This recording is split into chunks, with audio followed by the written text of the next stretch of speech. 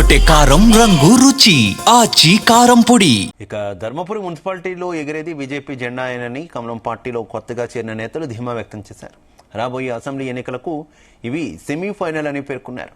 ధర్మపురి నియోజకవర్గాన్ని అభివృద్ధి పదంలో నడిపించేందుకు బీజేపీ అధికారంలోకి రావడానికి కృషి చేసేందుకు సంకల్పించామంటున్న నేతలతో మా ప్రతినిధి శ్రీచరణ్ ఫేస్ టు ఫేస్. ప్రస్తుతం మనం బీజేపీ పార్టీ ఆఫీస్లో ఉన్నాము. ఈరోజు జగిత్యాల జిల్లా ధర్మపురి అసెంబ్లీ కాన్స్టిట్యున్సీ నుండి చాలా మంది కూడా బీజేపీ పార్టీలో చేరారు. ప్రస్తుతము మాజీ తాజా జెడ్పీటీసీ అరుణ గారు కూడా ఉన్నారు. ఆవిడతో అడిగి తెలుసుకుందాము. నమస్తే, మీరు బీజేపీ పార్టీలో ఎందుకు జాయిన్ అవ్వాలనుకున్నారు? నరేంద్ర మోడీ గారి సంక్షేమ పథకాలు మరియు వారి పాలన ప్రజలకు అందుబాటులో చేరుతుంది. మరి ప్రజలకు సంక్షేమ పథకాలు చేరుతున్నాయి కాబట్టి వారి సంక్షేమ పథకాలకు మేము ఆకర్షితులమై పార్టీలో చేరడం జరిగింది.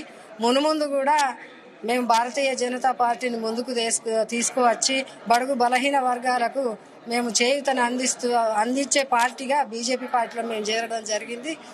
ఇందుకు గాను మేము రాబోయే మున్సిపల్ ఎన్నికల్లో కూడా బీజేపీ భారతీయ జనతా పార్టీ పక్షాన మేము విజయాలు సాధించుకొని వస్తామని చెప్తున్నాం. బీజేపీ పార్టీకి ఉన్న ప్రత్యేకత ఏంటంటే మిగతా పార్టీలతో కాకుండా ఐడియాలజికల్ బేస్, అంటే సిద్ధాంత పరంగా నడిచే పార్టీ. సో బీజేపీ సిద్ధాంతాలు కానీ వాటన్నిటి గురించి మీకు ముందే తెలుసా? పెద్దలు రామ్ సుధాకర్ రావు గారి ఆధ్వర్యంలో మేము బీజేపీ పార్టీలో చేరడం జరిగింది. నరేంద్ర మోడీ గారి ఆలోచన విధానంతో మేము పనిచేస్తున్నాం. సో ప్రస్తుతం మనము రామ్ సుధాకర్ గారు ఉన్నారు, ఆయన అడిగి తెలుసుకుందాం. రామ్ సుధాకర్ గారు, సో చెప్పండి. సో ఈరోజు ధర్మపురి అసెంబ్లీ కాన్స్టిట్యున్సీలో ఒక రకంగా చెప్పాలంటే చాలా మంది కూడా జాయిన్ అయ్యారు. సో బీజేపీ పార్టీ అక్కడ క్యాడర్ వీక్ అనేది కూడా ఒక టాక్ అయితే నడుస్తుంది. దాన్ని మీరు ముందుకు ఎలా తీసుకుంటారు?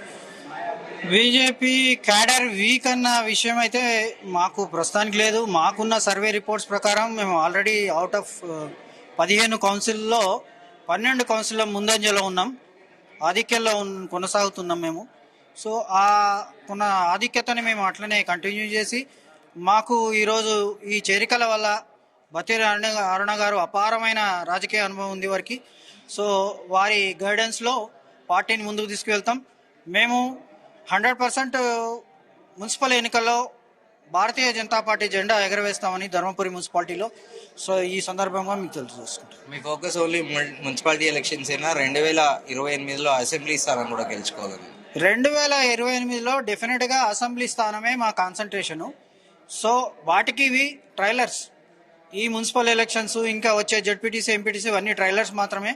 సో మేము బిగ్ స్క్రీన్ మీద బిగ్ పిక్చర్ చూపెట్టబోతున్నాం. సో ఇప్పుడు ఇందాక అరుణ గారు చెప్పినట్టు ప్రధానమంత్రి అలాగే కేంద్ర ప్రభుత్వం ఇచ్చే ఏవైతే పేద ప్రజలకు ఇస్తున్న పథకాలు ఆకర్షితులయ్యి బీజేపీ పార్టీలో జాయిన్ అయ్యారంటున్నారు. సో మరి మీరు క్షేత్రస్థాయిలో గ్రౌండ్లో ఈ గవర్నమెంట్ ఆఫ్ ఇండియా ఇచ్చే పాలసీస్ కానీ ఆ పథకాలు కానీ మీరు పబ్లిక్లో తీసుకెళ్తున్నారా? చాలా వరకు ఇప్పటి వరకు తీసుకువెళ్ళాము. ఇక ముందు కూడా మేము గ్రౌండ్ లెవెల్లో క్షేత్రస్థాయిలో ప్రతి పాలసీని ప్రతి పౌరుడికి ఎక్స్ప్లెయిన్ చేసి, ఎవరైతే బెనిఫిషరీస్ అంటే ఎవరైతే మనకు ఆ పాలసీలో ఫిట్ అవుతారో వాళ్ళని ముందుకి నడిపించి వాళ్ళకి బెనిఫిట్ అయ్యేలాగా చూస్తున్నాం. ప్రతి పాలసీ వాళ్ళకి అందుకునే విధంగా వాడికి తోడ్పాటుగా చేస్తున్నాం. రీసెంట్ టైంలో కూడా వింటున్నాం, ఇర్రెస్పెక్టివ్ ఆఫ్ అన్ని పొలిటికల్ పార్టీస్లో కూడా ఇంటర్నల్గా కొన్ని ఒపీనియన్ డిఫరెన్సెస్ అనేటివి ఉంటాయి. సో ఇప్పుడు ధర్మపురి కాన్స్టిట్యున్సీలో కూడా బీజేపీ నాయకుల మధ్య ఇలాంటి పొరపచ్చాలు అలాంటివి ఏమైనా ఉన్నాయా? ఎలాంటి పొరపచ్చాలు లేవు. మేమంతా ఒక ఫ్యామిలీ లాగా ముందుకు వెళ్తున్నాం. సో ఎటువంటి భావజాలానికి మా దగ్గర ఎటువంటి పొరపచ్చాలు లేకుండా మేమందరం కలిసిమెలిసి ముందుకు వెళ్తూ పార్టీని కూడా ముందుకు తీసుకువెళ్తున్నాం. సో ఫైనల్గా మీరు మీ కాన్స్టిట్యున్సీ ప్రజలకి మీరేం చెప్పదలుచుకున్నారు? కాన్స్టిట్యున్సీ ప్రజలకి మేము చేసే అభివృద్ధి కార్యక్రమానికి ఓటు వేయమని చెప్తున్నాం. మేము అభివృద్ధి కోసం ప్రస్తుతం ఉన్న ప్రభుత్వంతో మా పోరాడే విధానాన్ని, తర్వాత మాకు మీరు ఓటు వేసి మమ్మల్ని గెలిపిస్తే మేము అభివృద్ధి పథకాన్ని అభివృద్ధి పదంలో ధర్మపురిని నడిపించే విధంగా ముందుకు వెళ్తామని ఈ సందర్భంగా మనం చేసుకుంటాం. మధ్య కాంగ్రెస్ ప్రభుత్వం 6 గ్యారెంటీలు ఇచ్చింది. ప్రత్యేకంగా గ్రామాలలో కూడా అందరికీ కూడా ఇప్పటికీ 6 గ్యారెంటీలలో 3 ఇంప్లిమెంట్ చేస్తామని కూడా చెబుతోంది. సో కేంద్ర ప్రభుత్వం కంటే కాంగ్రెస్ ప్రభుత్వం స్థానికంగా ఇస్తున్న పాలసీలు అంటే స్కీమ్స్ అనేటివి కూడా ప్రజలకు ఉపయోగకరంగా ఉన్నాయి. సో మీరు వీటికి ధీటుగా మీరు ఎలా తీసుకెళ్తా ఉంటారు ప్రజల్లోకి? ఆల్రెడీ మా స్కీమ్స్ అన్ని వీటికి ధీటుగానే ఉన్నాయి.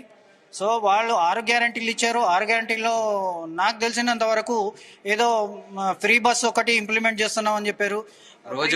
గృహజ్యోతి సిలిండర్ కూడా ఫ్రీగానే ఇస్తున్నారు సబ్సిడైజ్.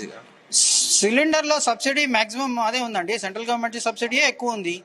వీరు ఇచ్చేది ఏంది, వీరు 500 రూపాయలు సబ్సిడీ ఇస్తున్నారు. దాంట్లో ఆల్రెడీ 500 రూపీస్ సెంట్రల్ గవర్నమెంటే సబ్సిడీ ఇస్తుంది. సో వీళ్ళు ఇచ్చేది కొత్తగా ఏం లేదు. వీళ్ళు పాత సీసాలో కొత్త వైన్ లాగా ఉంది వీళ్ళ మాటలు, అంతకంటే గొప్పగా ఏం లేవు. సో విద్యుత్ కూడా ఇస్తున్నారు కదా. ఉచిత విద్యుత్ కూడా ఆల్రెడీ సింగిల్ లైట్ స్కీమ్ మాదే ఉంది. ఆ స్కీమ్లో కూడా మేము ఇచ్చే బెనిఫిట్స్, మేము ఇచ్చే సబ్సిడీని వీళ్ళు వినియోగించుకుంటున్నారు. అంతకంటే వీళ్ళు కొత్తగా చేసింది ఏం లేదు. థ్యాంక్ యూ రామ్ సుధాకర్ గారు. సో ఇది చెప్తుంది ఈరోజు బీజేపీ పార్టీలో ధర్మపురి అసెంబ్లీ కాన్స్టిట్యున్సీ నుండి ప్రధానమంత్రి నరేంద్ర మోదీ నేతృత్వంలోని భారత ప్రభుత్వం ఇస్తున్న పథకాలు పేద ప్రజలకి దానికి ఆకర్షితులయ్యి పెద్ద మొత్తంలో బీజేపీ పార్టీలో జాయిన్ అయ్యామని చెబుతున్నారు. దీంతోపాటు రామ్ సుధాకర్ గారు కూడా ప్రత్యేకంగా చెబుతున్నారు, కేంద్ర ప్రభుత్వం ఇచ్చే సబ్సిడీలతోనే ఇక్కడ రాష్ట్ర ప్రభుత్వం పథకాలను అమలు చేస్తోంది. దాంట్లో మెజారిటీ షేర్ అనేది కేంద్ర ప్రభుత్వం, అటు సిలిండర్ కానీ విద్యుత్ కానీ ఇవన్నీ కూడా కేంద్ర ప్రభుత్వం ఇస్తున్న సబ్సిడీలను బేస్ చేసుకునే రాష్ట్ర ప్రభుత్వం ఇక్కడ పథకాలన్నీ ఇంప్లిమెంట్ చేస్తుంది అని కూడా చెబుతున్నారు. దీంతో పాటు కాంగ్రెస్ పార్టీ ఇచ్చిన ఏవైతే ప్రామిస్లు ఉన్నాయో అవి నెరవేర్చే వరకు ఖచ్చితంగా ప్రజాక్షేత్రంలో పోరాడతామని కూడా చెప్తున్నారు. వీడియో జర్నలిస్ట్ హేమంత్ తో శ్రీచరణ్, హైదరాబాద్.